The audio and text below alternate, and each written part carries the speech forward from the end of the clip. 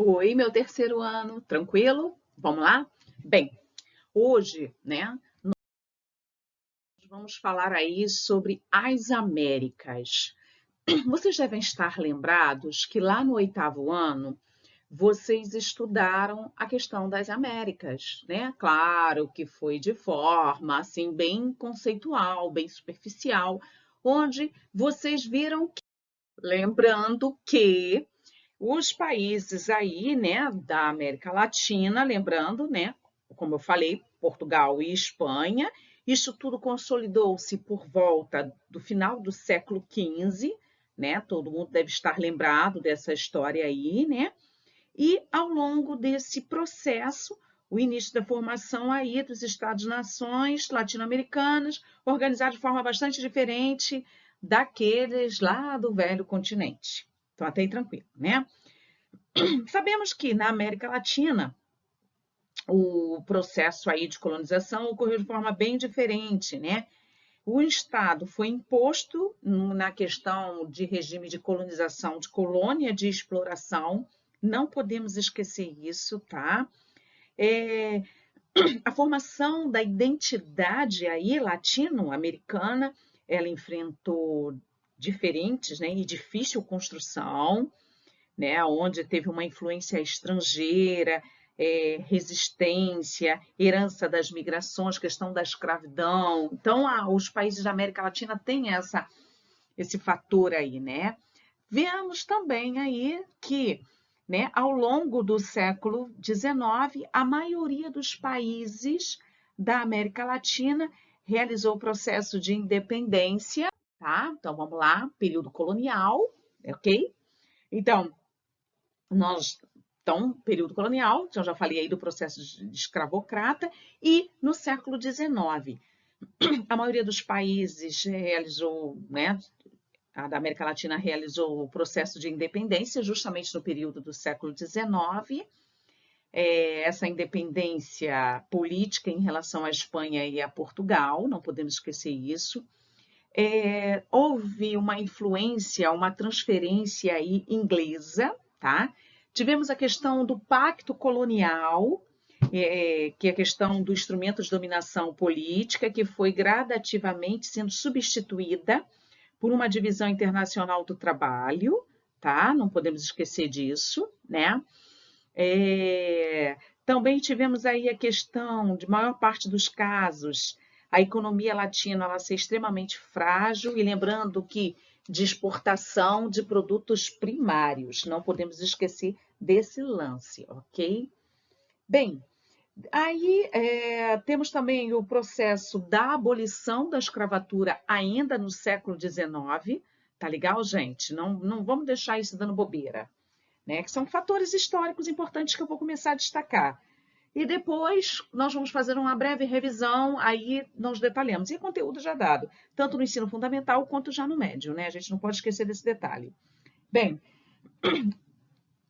após as revoluções industriais, a necessidade aí de consolidar a força de trabalho livre e assalariada conduziu aí uma grande questão aí de questão acabando o processo escravocrata, chegando então um grande número aí de mão de obra imigrante, né? E aí o número de imigrantes aumentou muito, né?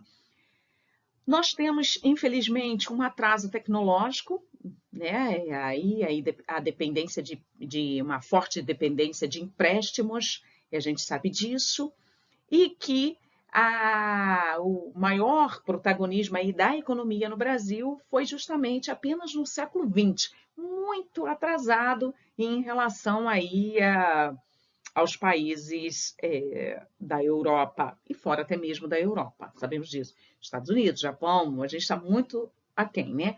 Lembramos que dos anos de 1930, 1940, né, 30, 40, 50, nós temos aí alguns países latinos que tiveram cunhos nacionalistas e populistas, acho que eu não preciso dizer quais foram, né? No nosso caso, o Brasil, o nosso vizinho, a Argentina. No nosso caso, foi no período de Getúlio, na Argentina foi de Perón, né? Então, essas lideranças aí que eu acabei de citar, buscar um desenvolvimento industrial próprio. Estão lembrados disso, né? Então, nós já estudamos isso, que foi a questão aí que ficou conhecido como substituição de importação. Vamos ser breve, tá, gente? Bem, esse período aí, né, nós tivemos também, lembrando que os principais agentes aí de influência estrangeira da Europa também, né, passou por uma reconstrução e lembrando que a crise de 29, ela faz com que ocorra uma maior recessão aí naquele momento, naquele período, ok? Nesse discurso nacionalista, o principal, né, aí, propulsor da América Latina foi justamente aí a questão dos percalços econômicos e políticos vivendo aí nesse período da história. Bem, durante esse período aqui dos anos de 1950, 60 e 1970, é o período aí da Guerra Fria, não podemos esquecer, já tinha passado a Segunda Guerra Mundial, então é a questão aí nacional desenvolvimentista, né? No Brasil nós temos aquele clássico modelo de JK, não podemos esquecer disso, né? Nessa época, não só o Brasil, né, mas toda a América Latina, ela estava sendo vivenciada por um processo de influência de multinacionais, né? Um período muito marcado por essas empresas, principalmente norte-americanas e europeias, né? E aí, um dos principais fatores aí foi a retomada da influência estrangeira dentro aí da América Latina no período da Guerra Fria, ok? O período que deu nos anos 1960, aqui de 1960 a 1970, nós temos, né, no Brasil o período do milagre econômico, com taxas de crescimento de 10% ao ano, e no plano político, a questão da restrição das liberdades políticas e civis, com fortalecimento de linha dura, né? Foi o período aí do regime militar. Bem, também temos aí, no entanto, um modelo de crescimento econômico que possuía limitações visíveis e associada também à dependência do capital estrangeiro, né? Empréstimos, essas coisas todas. E nos anos 70, o endividamento ele se torna um sério problema aí para a gente. No caso, chegamos na década de 80, que eu acho que é bem conhecida nossa, conhecida como a década perdida, não podemos ver isso, né? Não podemos esquecer, aliás, disso. Além do endividamento, né, a crise, né, que passamos, a questão do endividamento proporcionada aí, nós tivemos avanços com problemas de infraestrutura, inflação, desemprego, que leva aí, então a ser esse período aí, essa década chamada de década perdida, né? Esse período aí você pode reparar, né, que nós passamos aí por diferentes, vamos dizer, transformações políticas e econômicas, tanto é que em 1990, né, nós temos aí a abertura econômica. Gente, na live nós tiramos todas as nossas dúvidas e através dos exercícios, tá? A gente retira aí as dúvidas. Então, 1990 teve um período de muitas incertezas, lembrando que os países capitalistas, quem se destacou, os Estados Unidos e o Reino Unido, né, eles modificaram, utilizaram estratégias diferentes para a questão dos mercados periféricos, que foi aí a questão do neoliberalismo. Lembrando que em 1989, né, teve o consenso de Washington, por favor, não podemos esquecer isso, né, que foi um marco importantíssimo dentro da economia global, por favor, onde adota-se a política neoliberal, que é a regulação, a redução, no caso, da regulação governamental de maior fluxo de capital internacional, né? E isso acabou beneficiando aí as multinacionais, não podemos esquecer. Não quero deixar de lado que Brasil, México e Argentina se destacaram, né, aí como países que seguiram a cartilha neoliberal de maneira bem rigorosa, tá legal? Não podemos esquecer isso. Nos anos 90, nós temos a sociedade, dentro da sociedade latino-americana, né, vem a experimentar justamente o lado amargo aí das políticas neoliberais, que demonstraram empolgação com a valorização cambial, com aumento substancial de consumo da chegada de importados, baixos investimentos públicos, forte dependência externa, enfim, mas trouxe também uma insatisfação popular, né? Também vimos aí, né, esse esgotamento de popularidade de medidas neoliberais, tanto é que nos primeiros anos, a gente chega aí nos anos 2000, quero deixar isso bem claro, nos anos 2000, né, foram marcadas aí pela chegada de poder, né, aí dos países latino-americanos, de movimentos sociais populares. Nós temos aí a questão, diferenças bem significativas do que os países já tinham adotado, ou seja, foi a onda esquerdista, né? Onde na Venezuela nós temos Hugo Chávez, né? Vamos falar de alguns casos aqui. Na Venezuela, Hugo Chávez, né? Que foi de 1999 até 2013, e da Bolívia, Evo Morales, né? Que teve o presidente desde 2006. E esses dois foram mais emblemáticos nas políticas sociais, ok, gente? Bem, depois, né, vamos falar aí um pouco, né, sobre Cuba. Essa daí eu gosto de destacar, né? Todo mundo sabe que a Revolução Cubana ocorreu em 1959, onde foi instalado um governo aí, o governo de Fidel Castro, né, que toma um rumo socialista, não podemos esquecer disso, e que, em meio a esse contexto da Guerra Fria, né, ao longo da década de 60 e 80, você tem aí forte divergência com os Estados Unidos, né? Simplesmente os Estados Unidos, ele promove um embargo econômico a Cuba, e na década de 90, né, você tem o fim da Guerra Fria, e aí Cuba, então, lascou, fedeu, baixou tudo, né? Aí Cuba, então, ela se vê numa situação extremamente desfavorável. Eu esqueci de falar para vocês que o embargo econômico norte-americano ocorreu na década de 60, tá? Em 62. A gente não pode esquecer disso, tá? Por favor. Também quero deixar claro que, né, Fidel Castro, ele perde o poder e já com seu irmão no poder em 2008, né, a Raul Castro, ele assume o poder e a transferência aí, os Estados Unidos, então, durante o governo de Barack Obama, tenta se aproximar de Cuba, só que o irmão de Fidel, Raul Castro, simplesmente diz o seguinte, ó, não quero nenhuma porque vocês ainda continuam nada mais, nada menos, né? Apresenta aí simplesmente ele continua achando que os Estados Unidos quer o seu domínio imperialista, nada mais, nada menos do que isso, tá? Sabemos também que as eleições, deixa eu só falar só um instantinho, agora rapidinho, do Trump, né, de 2016, as eleições aí, um forte discurso nacionalista do Trump, ele vence e volta de novo, virar para o povo cubano e falar, não quer? Então, aquele jeitão dele, né, não quer? Então, dana-se, também não vou com a tua cara, é assim que ele fala, né? Bem, a Venezuela, que até antes dessa pandemia, nós estávamos em foco, em forte aí com a Venezuela, né? No ano de 2014, a gente sabe que ela possuía uma maior reserva de petróleo, né?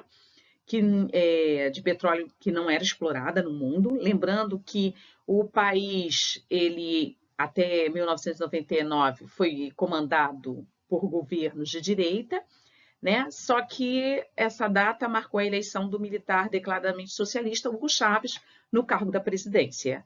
Aí a figura de Chávez, todo mundo sabe, é marcada por polêmicas nacionais. Bem, essas polêmicas externas, Chávez outorga uma nova Constituição, né, em 99, que lhe conferiu o poder para realizar as transferências internas que almejava. Aí o novo texto modificou o sistema eleitoral e até a bandeira. IPC nisso que eu acabei de falar, tá, gente? Por favor. E aí passou, a Venezuela mudou até o nome, por favor, foi em 99, com a nova Constituição, e a Venezuela passa então a se chamar República Bolivariana da Venezuela, ok? Também sabemos aí que os avanços sociais na Venezuela durante o governo de Chávez são incontestáveis, né? Então, o país investiu em universidades, combateu o analfabetismo, tirou milhões de linha de pobreza, mas houve a centralização do poder aí em suas mãos, né? Onde adota uma postura extremamente autoritária. Então, a oposição a interesses políticos e econômicos das elites locais e estrangeiras. Ok, gente? Bem, deixa eu só rapidinho fazer um breve comentário. Em março de 2013, gente, houve um fato histórico bem marcante na Venezuela, tá? Que aí, né, foi o falecimento, eleições foram convocadas, o falecimento de Hugo Chávez, foi íntima do homem até, né? E aí, então, o vice-presidente Nicolás Maduro, ele simplesmente é eleito aí. Mas essa eleição é meio desconfiada, né? E aí o cenário da Venezuela após Chávez tornou-se aterrador, e aí Hugo Chávez não tinha em mãos o mesmo poder de Fidel, e em Cuba, que, né, você sabe que aí a preocupação dos Castros era o caso de cubano, tá? Então, as mudanças no mercado internacional do petróleo mergulharam a Venezuela em uma profunda crise econômica que evidenciou aí as lacunas deixadas por um Estado com enormes gastos. Aí a gente sabe aí, hoje, do que a Venezuela tem passado. Infelizmente, temos tido poucas notícias por causa de um outro fato, que é a pandemia que vem, né, aí avassalando o mundo inteiro. Bolívia, né, vamos rapidinho, no ano de 2005, né, Evo Morales foi eleita presidente da Bolívia, né, onde ele faz uma plataforma de orientação chavista também, tá? Ele simplesmente adota uma política econômica similar, à da Venezuela, a de Hugo Chávez, não podemos esquecer disso, tá? Após ter sido eleito presidente, né, por 3 vezes consecutivas, no ano de 2016, ele marca a primeira derrota nas urnas de Evo, tá? E aí a população da Bolívia rejeita os votos e a emenda constitucional que permitia aí a liderança. Pronto. A Colômbia possui características políticas bem diferentes das últimas tendências da América Latina. O país ele vivenciou 4 mandatos consecutivos dos governos da mesma base aliada de direita, tá? Temos Juan Santos, não podemos esquecer desse detalhe. Também temos, né, a questão das características físicas que geraram um fenômeno popular, que o país possui parte da floresta amazônica, tá, gente? Tem uma forte relação, que seria a Amazônia Internacional. Nos anos 60, rapidinho, do período do governo militar colombiano fez grandes esforços para reprimir a questão dos cartéis de drogas colombianos, ok? E, no caso, a partir dos anos 2000, houve uma intervenção militar na região, lembrando aí que os Estados Unidos lançaram a mão de um projeto que ficou conhecido como Plano Colômbia, IPC, Plano Colômbia, por favor, né? Esse plano, foi uma aliança feita com o governo colombiano, onde bases militares norte-americanas foram instaladas lá na região, tá? Isso gerou polêmicas regionais, né? Um desgaste colombiano em relação aos países vizinhos, que sentiram a soberania um pouquinho ameaçada, tá, gente? Bem, os Estados Unidos, no caso, a ameaça que os Estados Unidos diziam era quanto à questão das forças revolucionárias, tá? Ele tinha um pretexto aí de instalar bases militares para acabar logo com as forças revolucionárias colombianas, tá ok, gente? O enfraquecimento dos cartéis, né? Apesar dessas críticas, houve um enfraquecimento aí dos cartéis, do tráfico, e que criou um ambiente favorável aí a outras atividades produtivas ligadas a investimentos de empresas norte-americanas. Tá ok, gente? Aí, em 2016, ficou aí marcada uma assinatura de um acordo entre o governo colombiano, IPC, ficou marcado entre o governo colombiano e as Farc, né, que comprometeram aí as práticas de guerrilha e a associação em nome de, né, e com isso, um esforço diplomático. A população não aceitou, o bicho pegou. A população, houve plebiscito e tudo, e a população disse, não, acabou, não quero. Não, eles vão ter que ser punidos, nada disso. e aí isso foi sério mesmo, gente, tá? É um caso assim, bem, a América anglo-saxônica. Vamos lá, dar um pulo agora para a América anglo-saxônica. Todo mundo sabe, também conteúdo lá do 8º ano, vamos ser breve. É composta por Canadá e Estados Unidos, não esquecendo que o Alasca é território norte-americano, por favor, tá, gente? E aí foram colonizados pelos saxônicos. Não podemos esquecer deste detalhe, por favor. Belezinha, gente? Show de bola? Né? Lembrando que a colonização foi colonizado por ingleses, uma colônia ao norte de povoamento, né? Estabelecido pequenas e médias propriedades diferentes da América Latina, que grande parte foi de latifúndios, não podemos esquecer disso, agricultura, policultura, para atender o mercado interno. Houve a questão do trabalho livre, né, com bases liberais, tanto é que a parte norte dos Estados Unidos conflitou com o sul, porque o sul era escravocrata, e o norte sabia que aquela mão de obra escrava atrapalharia o desenvolvimento capitalista deles. Então, né, sabemos disso aí. Lembrando que no sul, porque por ser processo escravocrata, a questão de latifúndio, monocultura, exportação, escravidão, uma base mercantilista, né? E da mesma forma que os países da América Latina teve um aculturamento para o catolicismo, a América anglo-saxônica, as mesmas atrocidades que foram acometidas na América Latina, os protestantes também aculturaram os índios, também não permitiam que os africanos tivessem seus cultos religiosos, obrigaram a eles ter a religião protestante. Então, a mesma atrocidade. Nesse ponto, a história se repete, tá legal? Dentro da expansão territorial, lembramos que aí nós temos, né, a questão aí dos acordos, das compras, né? Lembrando que vários territórios da expansão territorial nós temos a questão de formar uma consciência nacionalista, um perfil trabalhista, uma diversidade étnico-religiosa. Não podemos esquecer da questão do destino manifesto, da doutrina do destino manifesto, né?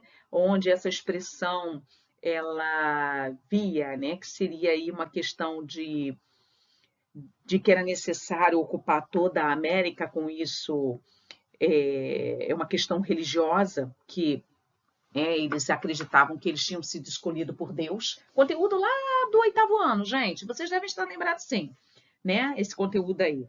Então, dentro do Destino Manifesto, na formação de um nacionalismo do país, né, revelaria, então, eles tinham sido escolhidos por Deus, e aí eles teriam a função, a missão, melhor dizendo, de civilizar a América, tá? E aí também tiveram depois, né, a questão do campo religioso, como eu já tinha dito, de uma ética protestante, que estava diretamente relacionada ao mundo do trabalho, né? A gente tem aí, dentro dessa visão, né, onde eles se viam, dentro de uma expressão popular, ele traz a ideia de que era necessário a sociedade estadunidense formada por uma diversidade cultural e nacionalista de imigrantes que compuseram aí até hoje a formação territorial norte-americana. Beleza, gente? Ótimo, né? Vamos lá. Muita coisa para falar.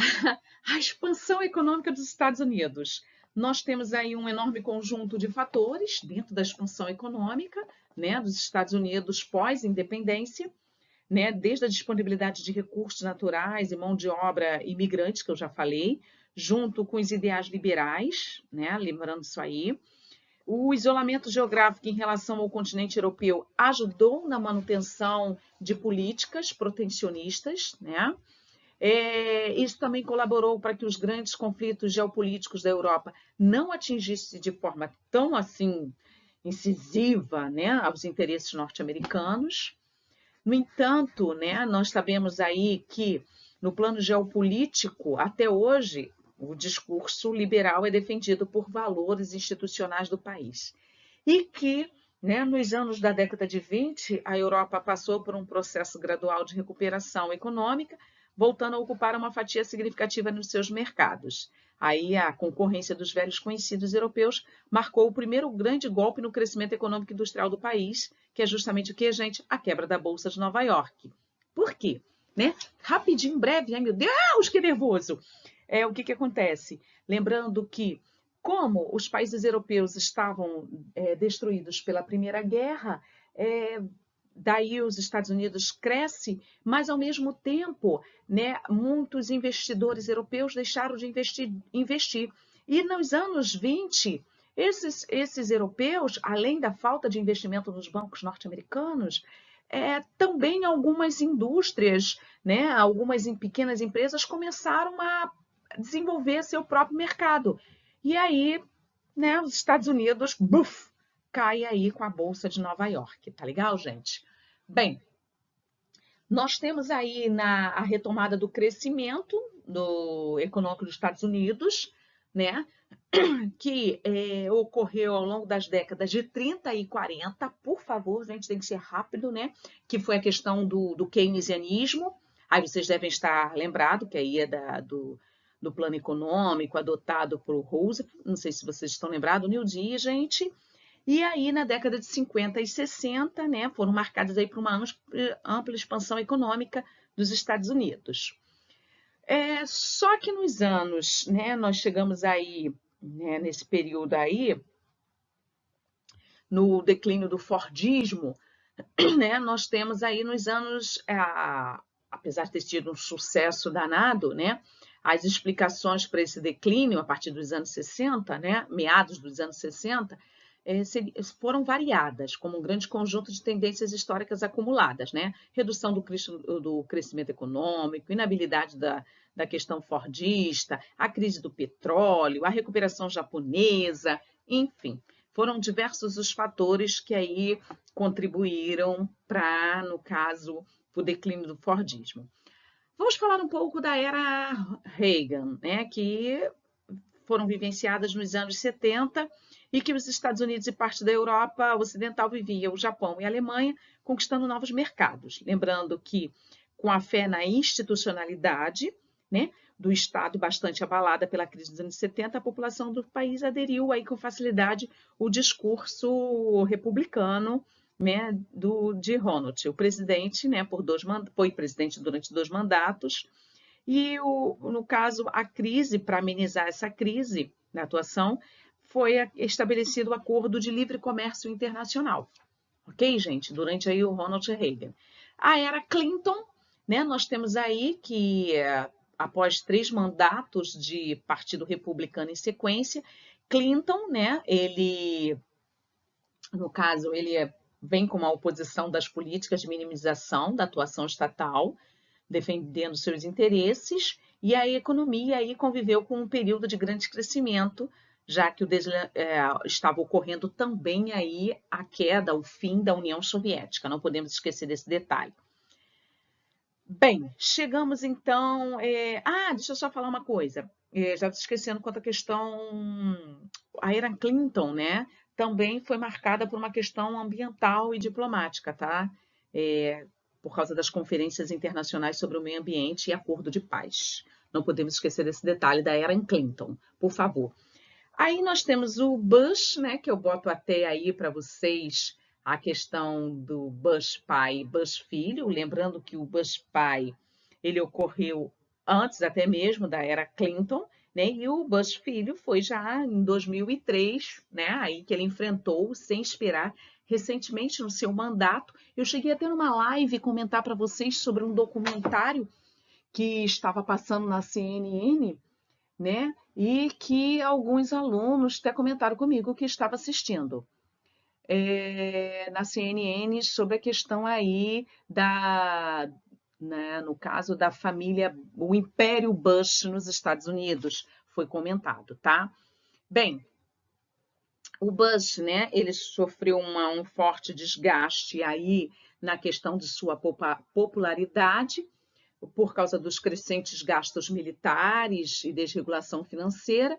Uma dessa impopularidade foi a eleição folgada né, quando o Barack Obama ganhou em 2008. Aí chegamos em Barack Obama, que teve o mandato aí de 2009 a 2017, né? Lembrando aí que o Obama realizou bem menos do que se esperava, tá? Um dos principais destaques internos foi a reforma do programa de saúde do país, que encontrou fortes empecilhos na oposição. No campo geopolítico, né? Ele conviveu com um cenário internacional bastante agitado, com conflitos violentos ocorrendo no leste europeu, na África e no Oriente Médio, né?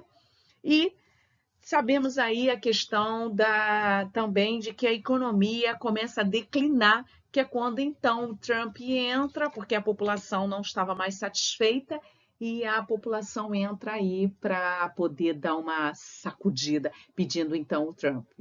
Né? E ele consegue realmente. Lembrando aí que os Estados Unidos, ele passa por duas principais crises. A de 29, que eu já abordei a vocês, né? E a de 2008, consequência de uma crise imobiliária, que a de 2008 pode ser comparada com a de 1929. A gente não pode esquecer desse detalhe, tá ok, gente? E que até hoje, né? Essa de 2008, quando pensávamos, tanto é que eu falei na live passada, que até foi revisão para proficiência, que pensávamos que o mundo iria recuperar, né, essa crise agora em 20, pá, vem a pandemia e nos põe aí em total colapso econômico, né? Vamos ver aí se a gente consegue recuperar essa economia, né, depois dessa pandemia. Mas ainda muita água vai rolar debaixo desta ponte, ok, gente? Bem, agora vocês irão fazer os exercícios da apostila, né? Aí da página 548 a 555, e na live vamos corrigir os exercícios e bater bastante papo aí sobre os governos, sobre as questões políticas, né? E para a gente poder ter aquele papo gostoso. E se Deus quiser, tão breve, feliz da vida, estaremos juntos. Aí sim, galera. Olha, queridos, estou esperando por vocês. Um forte beijo. Beijo, beijo, beijo. Até a live. Beijão. Tchau.